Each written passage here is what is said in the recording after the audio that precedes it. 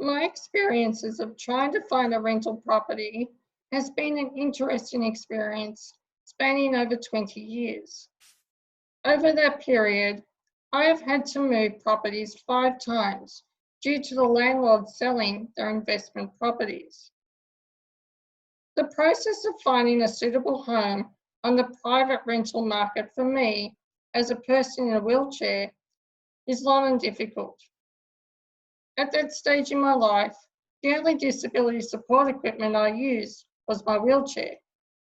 Even without the need of a hoist or any other equipment, the search was hard. There were several reasons for this. These are, number one, you are competing with able-bodied applicants. Landlords have issues if you're just on a pension.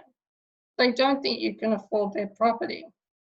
And if you're in a wheelchair, they assume you will damage the property by hitting walls, flattening carpets, etc. Number two, finding an accessible home is difficult. A lot of newer buildings are small and are often double-story. Even single-story houses can have many steps at entry points that make ramping them difficult. Number three, rental houses need to be inspected. This is difficult in a chair due to access, as well as the fact that other people's furniture is in the home and are not placed in mind for a wheelchair to get around easily. Number four, if you have found a place that is accessible with enough room for easy access inside the home, but you need just a couple of modifications, this can be difficult to get approval for. Temporary modifications, such as a portable ramp, are fine, as they can be removed when you leave. Permanent modifications, such as handrails added to a bathroom, most landlords will balk at. Number five, you found a rental property online and you think it might be okay. Seems big enough, but there are stairs at the front that are too big to ramp. However, there are no pictures of the back entrance, but the land slopes upwards, so it could be okay. So you ring the agent for information because you don't want to waste your time to go into an inspection of a home without access.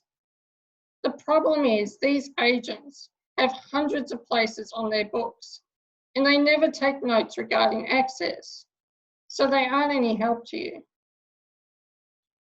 An example of a modification rejection came at the last rental house I lived in. In the dining area was a large drinks bar that took up a lot of room. Without this bar, it would be much easier for me to freely move about the room. The bar could be easily removed and reinstalled again when need be. We asked the landlord if we could remove the bar, store it in the garage, and reinstall it when we moved out.